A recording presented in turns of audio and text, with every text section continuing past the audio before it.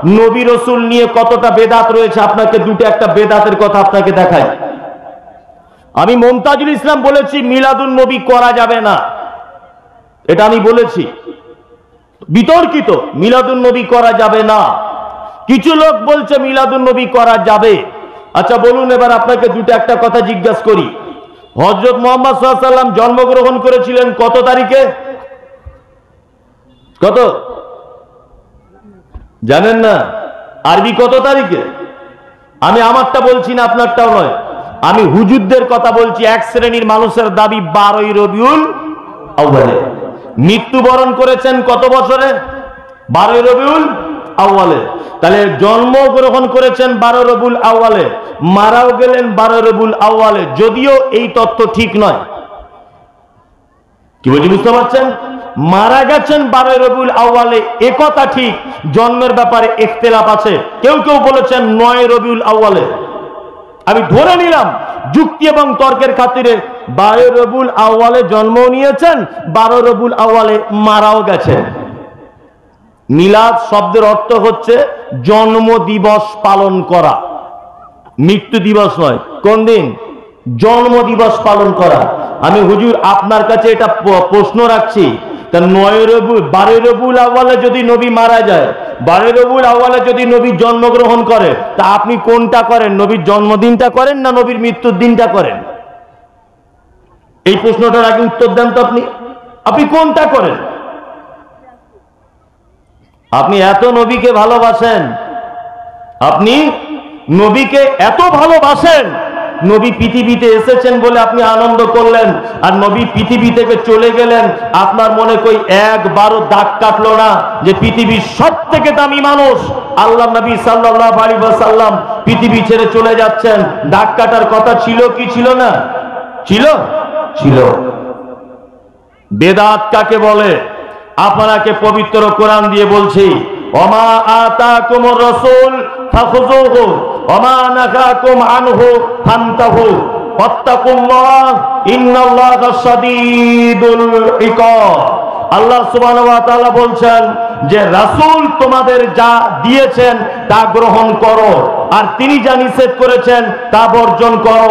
আল্লাহকে ভয় করো, নিশ্চয়ই তিনি কঠিন শাস্তি দাতা।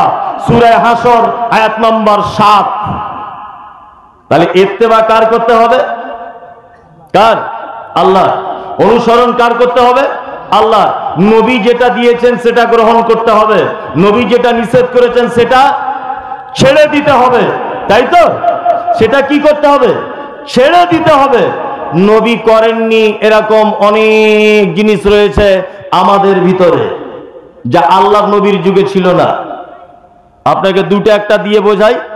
এখানে কোন হাজী সাহেব হজ করতে গেছে? হজ করতে গেছেন? হজ করতে গেছেন, হজে গিয়ে আল্লাহ নবী সাল্লাল্লাহু আলাইহি ওয়াসাল্লামের কবরটা দেখে এসেছেন? মদিনাতে দেখে এসেছেন তো? মদিনাতে অনেক কবর আপনার চোখে পড়েছে। আল্লাহ নবী 10,000 সাহাবীর কবর রয়েছে মদিনাতে। একটাও কবরের উপরে লাল বাতি চালানো নেই, একটাও কবরের উপরে সবুজ চাদর চড়ানো নেই। আল্লাহ নবী মুহাম্মদ সাল্লাল্লাহু আলাইহি ওয়াসাল্লাম খোদ নিজে তার কবরে কোন রকমের কিছু চড়ানো নেই, মাজার করা নেই। 3 দিনের ঔরস হয় না, 4 দিনের ঔরস হয় না। আর হুজুর তুমি কোথাকার কে? তোমার বাপের কবর করে রেখে দিয়েছো, নিয়ে বড় পাঞ্জাবি পরে মানুষের কাছে টাকা আদায় করছো। এটা অবশ্যই ইসলাম বিরোধী কাজ। যদি কবরের সেজদা দেওয়া যদি জায়েজ হতো, পৃথিবীর সবথেকে বড় মানুষ হযরত মুহাম্মদ সাল্লাল্লাহু আলাইহি ওয়াসাল্লাম, এই মানুষটার কবরের সেজদা দেওয়ার পারমিশন থাকতো, চাদর চড়াবার যদি পারমিশন থাকতো, ঔরস করার যদি পারমিশন থাকতো। আল্লাহ নবী 10,000 সাহাবীর কবর রয়েছে মদিনাতে, 10,000 সাহাবীর কবরে একটাও চাদর চাপানো নেই। তুমি কোথাকার হুজুরদের তোমার বাপের কবরে চাদর চাপিয়ে দিয়ে তুমি মাজার করে বসে আছো? এটা ইসলাম নয়, এটা ইসলাম নামক মানুষকে ভ্রান্তর পথে নিয়ে যাওয়া হচ্ছে।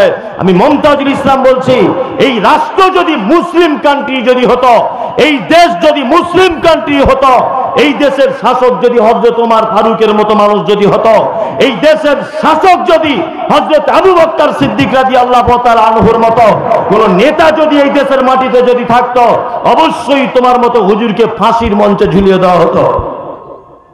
তোমার বেঁচে থাকার কোনো রাস্তা থাকতো না। কিসের হুজুর তুমি? পৃথিবীর সব থেকে দামি মানুষ হযরত মুহাম্মদ সাল্লাল্লাহু আলাইহি ওয়াসাল্লাম, এই লোকটার ব্যাপারে কিছু বলা হলো না। আরে পাগল হুজুর এখানে বাপের কবরে চাদর চড়িয়েছে। বলছে আমার বাপের এত পাওয়ার, তোমরা যত গুনাহ করেছো আমার বাপের কাছে এসো, আমার দাদুর কাছে এসো, আমার দাদু তোমাদের স্বর্গে নিয়ে যাবে। দাদুরই ঠিক নাই কিয়ামতের মাঠে কি করবে? বেদাত কত কঠিন দেখুন। আল্লাহ পর্যন্ত নবীকে কেমন করে সাবধান করছেন, আপনি অবাক হয়ে যাবেন এগুলো শুনলে। বিরক্ত হচ্ছেন না তো? আমি বলছি আপনি শুনুন একটা একটা করে। আচ্ছা, আমাদের নবী মুহাম্মদ সাল্লাল্লাহু আলাইহি ওয়াসাল্লাম জন্মগ্রহণ করেছিলেন কোথায়? কোথায়? মক্কা। মক্কাতে জন্মগ্রহণ করলেন কেন? এটা তো একটা প্রশ্ন হতে পারে। কেন? এর পিছনে লজিক আছে। আপনি যদি ভৌগোলিক ম্যাপগুলো যদি চেক করেন, ভৌগোলিক যে ম্যাপ এটা যদি আপনি চেক করেন, তাহলে দেখবেন মক্কা অর্থাৎ আরব এই দেশটা অর্থাৎ মক্কা শহরটা পৃথিবীর একদম মাঝখানে। দেখেছেন ভৌগোলিক ম্যাপ কেউ জানেন? একদম মাঝখানে না? মাঝখানে। নবী মুহাম্মদ সাল্লাল্লাহু আলাইহি ওয়াসাল্লামকে পাঠানো হয়েছিল কেন? না ইখরিজুহু মিনাজ যুলুমাতি ইলান নূর, পৃথিবীর প্রত্যেক অন্ধকারে নিমজ্জিত মানুষগুলোকে আলোর দিকে টেনে বার করার জন্য। পবিত্র আল কোরআন কি? এটা একটা আলো, জ্যোতি, তাই না? আচ্ছা বলুন তো দেখি, এই স্টেট যেটা করা হলো, এই স্টেটের যদি এক সাইডে একটা লাইট দেওয়া হয়, তাহলে আর এক সাইডের একটু অন্ধকার হবে কি হবে না? হবে। তাহলে লাইটটা কোথায় দিতে হবে? মাঝখানটায় দিতে হবে, তাহলে চারিদিকে আলো হবে। হযরত মুহাম্মদ সাল্লাল্লাহু আলাইহি ওয়াসাল্লাম যে মক্কায় জন্মগ্রহণ করলেন, এটা যুক্তিতেও ঠিক যে আল্লাহ সুবহানাহু ওয়া তাআলা মুহাম্মদ সাল্লাল্লাহু আলাইহি ওয়াসাল্লামের কাছে নূর যে কিতাব আল কোরআন দিয়েছিলেন, পৃথিবীর একদম মধ্যবর্তী জায়গাতে মুহাম্মদ সাল্লাল্লাহু আলাইহি ওয়াসাল্লামকে জন্ম দেওয়া হয়েছে, যে এই কোরআনের আলো, এর নূর যেন সারা পৃথিবী ব্যাপী যেন আলোয় আলোকিত করে দেওয়া হয়। এটা একটা জিনিস জানা হয়ে গেল। দ্বিতীয় জিনিস জানুন। আচ্ছা, হযরত মুহাম্মদ সাল্লাল্লাহু আলাইহি ওয়াসাল্লাম লেখাপড়া জানতেন? জানতেন? জানতেন না। উনি কি ছিলেন? উম্মি, নিরক্ষর ছিলেন। তবে উনি জ্ঞানী মানুষ, আক্ষরিক জ্ঞান ছিল না। কেমন আশ্চর্য হয়ে যাবেন আপনি এগুলো শুনলে, যে বোকারা বোঝে না কেন। আমি মমতাজুল ইসলাম, আমি মমতাজুল ইসলাম। আর এই ছেলেটার নাম কি নাম তোমার? নূর আলম। এর নাম নূর আলম। তা নূর আলম একটা চিঠি পাঠাচ্ছে আমার কাছে। তা আমার কাছে ডাইরেক্ট চিঠিটা পাঠাচ্ছে না, চিঠিটা পাঠাচ্ছে জাকারিয়া এই ছেলেটার কাছে। নূর আলম চিঠিটা ওর কাছে দিয়ে বলছে এইটা মমতাজুল ইসলামের সঙ্গে দেখা হলে দিয়ে দেবে। ভালো। এখন এই চিঠিটা আমি জাকারিয়া আমাকে দিয়েছে, আমি চিঠিটা খুলে দেখছি জাকারিয়া নূর আলম সব ভালো লিখেছে, সব ভালো লিখেছে। তার শেষে দেখছি লেখা আছে যে তুমি একটা পাক্কা চিটিংবাজ। আমি চিঠিটা তখন পড়ে বলছি কি ব্যাপার জাকারিয়া, তুমি চিঠি দিয়েছো, এর নিচে আমি কি চিটিংবাজ? কে লিখেছে? ও তখন বলছে না মাওলানা নূর আলম লিখেছে। এটা নূর আলম? আমি তো নূর আলমের ফোন নাম্বার নেই, কিছু নেই, যোগাযোগ করতে পারছি না। ওকে আমি বারবার ধরছি, এই এত সুন্দর চিটিংবাজটা ভালো করে টাইপ করে কে লিখেছে বল জাকারিয়া, বল তাড়াতাড়ি বল, মারবো কিন্তু খুব। তখন ও বলছে মৌলী সাহেব আমি লিখতে তো জানি না, পড়তে জানি না, জীবনে স্কুলেই যাইনি, তাই চিটিংবাজটা আমি লিখবো কি করে? চিটিংবাজ বানানটাই তো আমি জানি না। কি বলছি বুঝতে পারছেন না? আমি তো চিটিংবাজ বানানটা কি করে লিখতে হবে এটাই তো আমি জানি না। আচ্ছা বলুন তো তাহলে এই চিটিংবাজটা যে ও লেখেনি এটা প্রমাণ করা যাবে কি যাবে না? যাবে। তাহলে লিখেছে কে? নূর আলম। ওকে দিয়ে শুধু পাঠিয়েছে, তাই না? এইবার আপনাকে একটা কথা বলি, আল্লাহ সুবহানাহু ওয়া তাআলা পবিত্র আল কোরআন যিনি পাঠিয়েছেন, আল্লাহ খুব জ্ঞানী কি জ্ঞানী নয়? জ্ঞানী, মারাত্মক জ্ঞানী। আচ্ছা মাঝখানে মুহাম্মদ সাল্লাল্লাহু আলাইহি ওয়াসাল্লাম আর আল্লাহ, এর মাঝখানে ছিলেন কে? জিবরিল, তাই তো?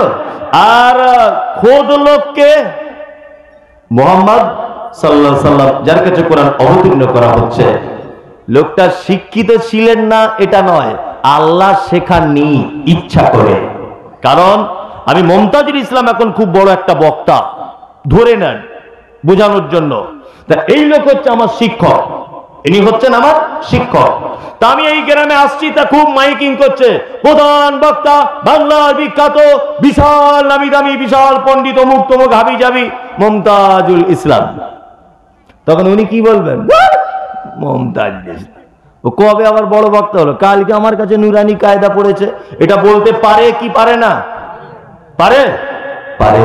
আল্লাহ নবী সাল্লাল্লাহু আলাইহি ওয়াসাল্লামের যদি পৃথিবীতে কোনো শিক্ষক যদি থাকতো, তিনি যদি কোনো স্কুলে পড়তেন, তাহলে আবু জেহেল সেই স্কুলের যদি শিক্ষক হতো, তাহলে কি বলতেন? নবী হচ্ছে ফচকে কোথাকারে, বদমাইশ, নবী হবে তুমি, কালকে আমার কাছে এবিসিডি পড়েছো আর আজকে নবী হচ্ছ। আচ্ছা বলুন, এ কথা বলতে পারতো কি পারতো না? পারতো। মুহাম্মদ সাল্লাল্লাহু আলাইহি ওয়াসাল্লামের কাছে এই কারণে লেখাপড়া শিখতে আল্লাহ দেননি, শেখাননি, ঐশী বাণী পাঠিয়ে দিয়ে জ্ঞান দিয়ে দিয়েছেন।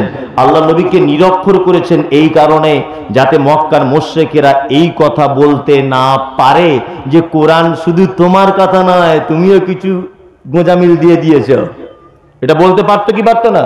কিন্তু লোকটা তো অশিক্ষিত, গোঁজামিল তোমার সুযোগ আছে? আর আচ্ছা বলুন, নেই। মুহাম্মদ সাল্লাল্লাহু আলাইহি ওয়াসাল্লাম যদি খুব পণ্ডিত হতেন, আজকের বর্তমান বিশ্বে অনেক ভাইরা রয়েছে, তারা আঙুল তুলতে পারত যে মোহাম্মদ তো আরবি ভাষায় কথা বলতেন, কোরআনও তো আরবি ভাষা অবতীর্ণ হয়েছে, খুব শিক্ষিত লোক, তাহলে আল্লাহরও কথা আর নিজেরও কিছু কথা হতে ভরে দিয়েছে। এটা বলতে পারতো কি পারতো না? ওই জন্য আল্লাহ নিরক্ষর করে দিলেন, কোন অক্ষরই জ্ঞান ছিল না। তাহলে আল্লাহ পর্যন্ত গোঁজামিল যাতে কেউ দিতে না পারে, মুহাম্মদ সাল্লাল্লাহু আলাইহি ওয়াসাল্লামকে এই ক্যাটাগরিতে বানিয়েছেন। আর হুজুর আল্লাহ নবীর ভিতরে কেমন কি ঢুকিয়েছে আপনাকে দুটো একটা বলবো।